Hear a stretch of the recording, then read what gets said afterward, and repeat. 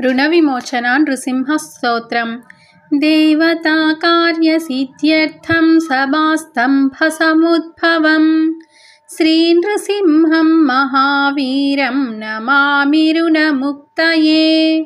లక్ష్మ్యాలింగితవామాంగం భక్తానాం వరదాయకం శ్రీ నృసింహం మహావీరం నమామి రుణముక్తయే. అంత్రమాలాధరం శంఖచక్రాబ్జాయుధధారిణం శ్రీ నృసింహం మహావీరం నమామి రుణముక్తయే. స్మరణాత్ సర్వపాపఘ్నం కద్రూజవిషనాశనం శ్రీ నృసింహం మహావీరం నమామి రుణముక్తయే.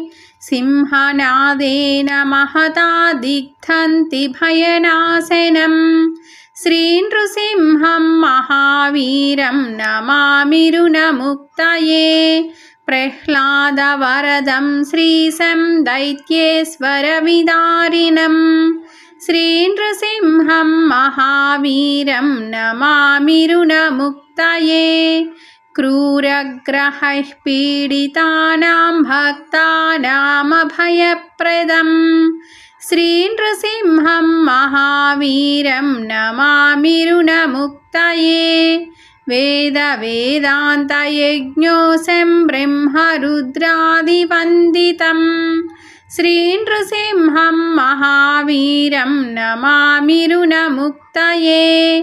య ఇదం పఠతే నిత్యం రుణమోచన సంజ్ఞితం అనృణీ జాయతే సత్యో ధనం శీఘ్రమవాప్నుయాత్. ఇతి శ్రీ నృసింహ రుణ విమోచన స్తోత్రం సంపూర్ణం. ఈ స్తోత్రాన్ని అన్ని అరిష్టాలు, దోషాలు, ఆర్థిక ఇబ్బందులలో ఉన్నవారు సాయం సమయంలో ఒకసారి స్మరిస్తే చక్కని ఫలితం లభిస్తుంది. రుణ విమోచన నృసింహ స్తోత్రం సంపూర్ణం.